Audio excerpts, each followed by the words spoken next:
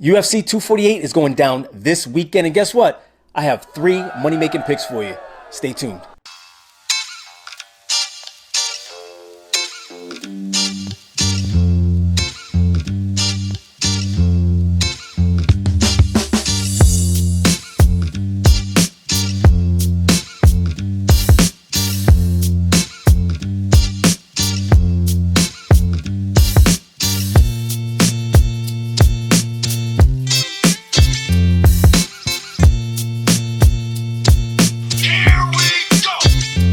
What's up, everybody? Rant Rich here, back with another one. So today I'm going to be giving you my picks for this weekend's event, UFC 248. The event is going down on Saturday, March 7th, 2020 in Las Vegas, Nevada at the T-Mobile Arena. It's going to be headlined by Israel Adesanya and Yoel Romero. Can't wait for this one. Actually, the main card looks fantastic.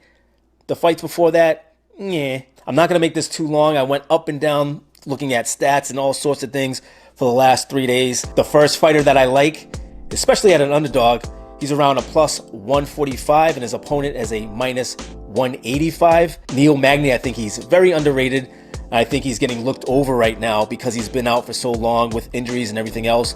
Also, he is coming off of a loss. His last fight was back in November of 2018. A little bit about him: 32 years old, 21-7 in his professional career. Before that long layoff and then that loss, he's coming off of 2 wins in a row. I have a really good feeling about him. I think he's way lower than he should be. I don't think Li Jingliang should be that high. Neil Magny's been in there with the who's who's, got a very, very thick, rich history in the UFC. And also, he's got an 8.5-inch reach advantage. He knows how to pick guys apart. I think that's exactly what he's going to try to do. He's going to try to defend. Obviously, Li Jingliang has got some heavy hands. I'm going to get to him in a second. But I think he's going to try to defend, pick him apart, move around the octagon, control the center of the octagon like he usually does. And I don't think ring rust, or I should say octagon rust, is going to be an issue. He's been in there with some of the best fighters in this division. So I'm going to say Neil Magny's going to get it done. Let me quickly go over to Li Jingliang just in case you guys are trying to go back and forth with this one. Some history about him: 31 years old, 17-5 in the UFC. Now, he's had some serious fights in the UFC too. He's got a rich history, but not like Neil Magny. He has not fought the type of competition that Neil Magny has. So I'm really feeling good about this one. Win, lose, you're taking an underdog, so you're definitely taking that chance, especially mentally against Vegas. They have him at a plus 145. Doesn't make much sense to me, so I'm going to suggest that you guys take Neil Magny on a single bet. All right, guys, so another one that stood out to me was Beneil Dariush straight card close fight. Anybody that's been watching the show long enough knows that I am a Beneil Dariush fan, even though he looks half alive when he's not in the octagon. As soon as that fight starts, he kicks it into gear. So a little bit about him: 30 years old, 17-4 in his professional career, coming off of 3 wins in a row. Finally, I have a winner on my side. Frank Camacho was his last fight back in October 2019. I think that, and I know that his advantage is on the mat, jiu-jitsu style. That's won him most of his fights in the past, and I think he's going to try to implement that with straight card close. Straight card close's takedown defense is okay. It's not great. I think that he's going to stand with them and trade with them, which straight card close is definitely going to have the advantage on that one. But I think eventually, after maybe in the second round even, he's going to take him down and try to submit straight card close. Straight card close, let's get into him. 31 years old, 11-1 in his professional career. His only loss was to David Tamor back in 2017. So he's been doing very well. 3 wins in a row right now. He's very much like Neil Magny, kind of like a decision fighter. But yeah, 3 fights in a row, 3 wins in a row, I should say. He's doing pretty good. Only 1 loss on his record. On paper, these guys are very, very close. Nobody has like a big reach advantage or anything. The only strong advantage, I guess, is Straight card close would be on the feet, and Beneil Dariush would definitely be on the mat. And like I said, Straight card close's takedown defense is pretty good. It's okay, at least since being in the UFC. So as far as the odds go, we have Beneil Dariush coming in around a minus 160, 170, and Straight card close around a plus 125 to 135 underdog. So the favorite it's a little expensive, it's a little high. I'd rather put him on a 2-fighter parlay with my next fighter that I'm going to get to in a second. But if you guys are comfortable putting up 170 to make 100 or whatever else, if it's less or more, whatever it breaks down to, then I say go for it. I really feel confident in Beneil Dariush. I think he's going to win this fight by submission, but I personally suggest, just because he is a little on the high side, to mix him with this other fighter and put him on a 2-fighter parlay. So let me get into that other fighter actually.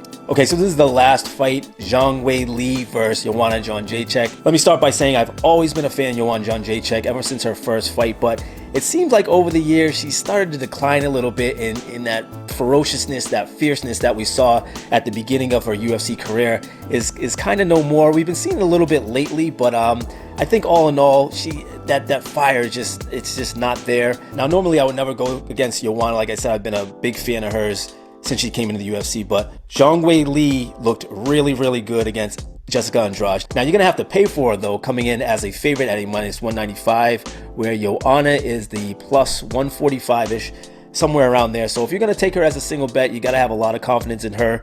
I did only see her fight a few times, but she has fought some of the best fighters in this division, so don't get it twisted. Now, Joanna Jędrzejczyk does have, to me, a thicker history as far as people that she fought, the who's who. So let's get into Wei, and I always mess up on her name, so I'm just gonna call her Wei for now. You guys know who I'm talking about. 20-1 in a professional career. So her only loss was actually her first fight. She's been around for quite a while, fighting some of the best. She's actually had 4 fights in the UFC, so this will be a 5th fight. Like I said, Joanna does have a thicker history as far as that goes, but I think the power, I think the aggression, the power, feeling Joanna out. Joanna's so quick. She's definitely going to have to keep her hands up, and she's definitely going to have to push it. Seems like anytime a fighter really pushes the pace on Joanna, she starts to back up and she gets a little skittish. That's what I don't like about Joanna lately, is that she's been doing that. Not as of too late, because she's been doing pretty well, but a few fights before that, she just didn't look like herself. She didn't look like the old Joanna, I guess. As far as strikes landed, Joanna her volume is serious. We all know that.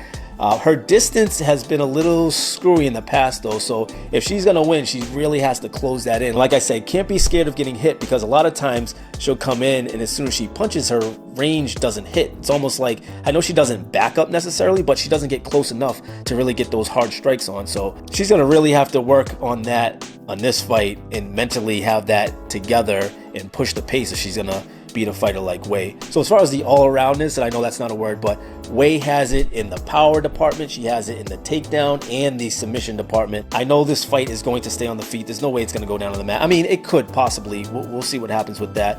Joanna does have some really, really good takedown defense, so she's no slouch to that.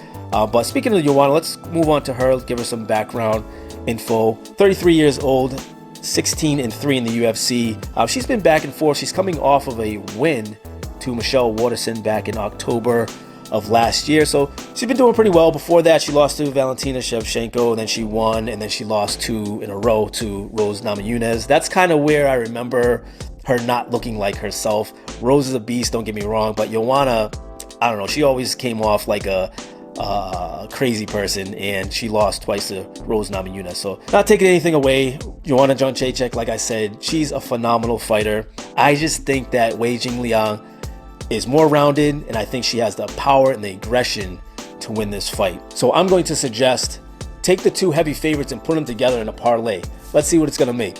So, all right, guys, so I just looked it up. Obviously, you guys know sites in Vegas and everything, they're all over the place. So officially, I put in, they're both around a minus 170. You might want to get one at a minus 180, 185, a 160, but somewhere around 170 is the average. And just for example, $100 will make you 150. So I think that's a good parlay. I don't know. What do you guys think? Comment down below. Let me know. Okay, so just to review, we have Neil Magny on a single bet, Zhang Weili and Beneil Dariush on a 2-fighter parlay. Again, 100 will make you around 150, and then Neil Magny is about plus 135, 145. So these are my suggestions. Again, I looked over everything, and a lot of these were like stalemates, where it's like flip a coin type of thing, and nobody wants to really do that. So as far as picks goes, that's all I got for you. I do want to remind you, if you are a fantasy MMA player, DraftKings.com, go over there, sign up to my game. It's going to be a contest of 20 to 30 people hopefully if we had enough people, it'll happen. Very, very small money at this $3 game, mostly for fun, but